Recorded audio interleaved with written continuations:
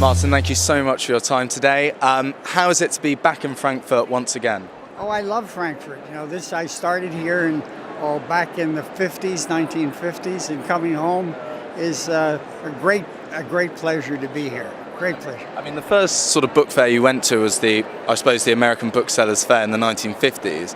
I mean, how different is that to Frankfurt? All we had at that time was one hall, which was Hall 4, or which is Hall 5, and then they had 4 over there.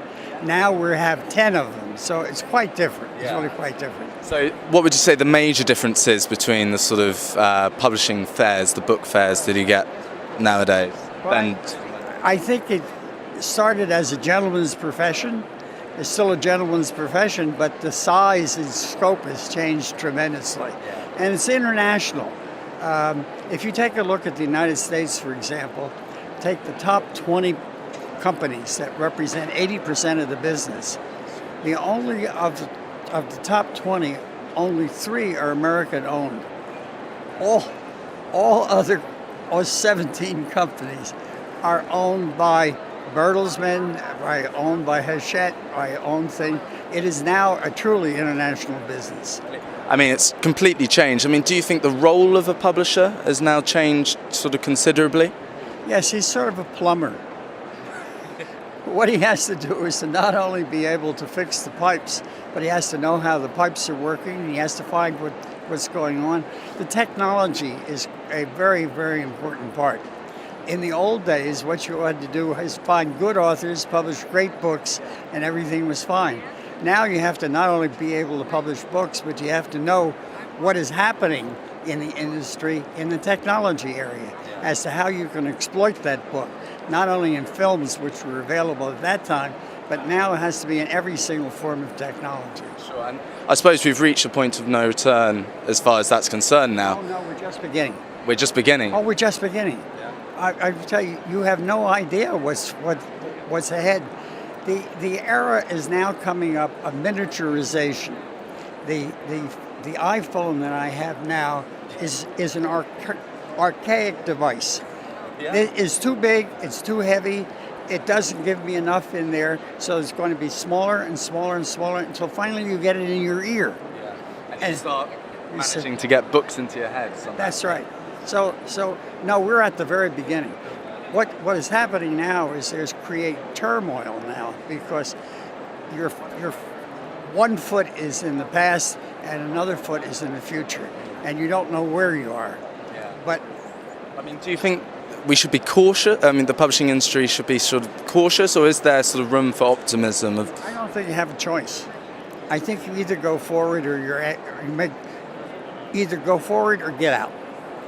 Those are the only two choices you have. Because if you don't like the industry or you feel you can't compete in the industry, you should find some other place to do your business.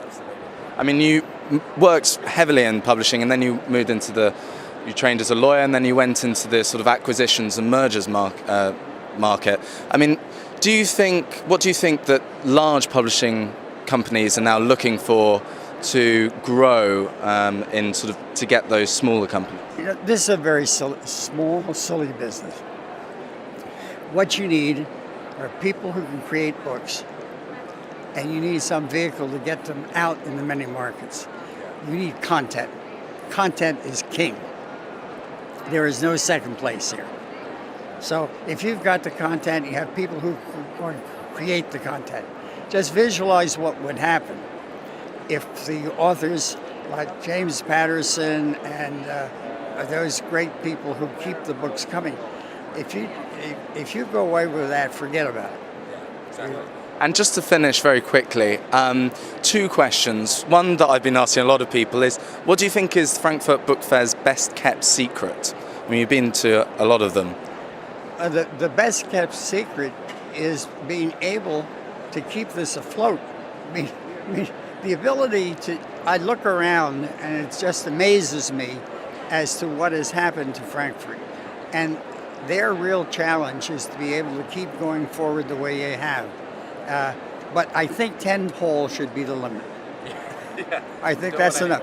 I don't want any more. That's enough. I can't make it. Yeah. And one last question. What is your favourite book that you've read over the last 12 months? The best book I've read in probably the last 2 weeks, 3 weeks, is a book called Tournament.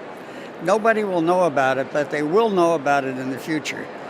Two very interesting women up in Boston, Massachusetts, decided, since they couldn't get their book published by a publisher, which is the hardest thing in the world to do today, they were going to do self-publishing. They put book Tournament, which is for young adults. It takes Hunger Games and puts it into a contemporary thing for the young adult. And it's an absolutely fascinating book. They were able to go self-publish it, get it onto Amazon, got huge reviews on the thing, and that is going to be a big bestseller. The big secret of the industry now is the best entree to getting a book published is to publish it yourself. It's just too difficult there. Last year in the United States, there are almost as many books self-published as published by publishers.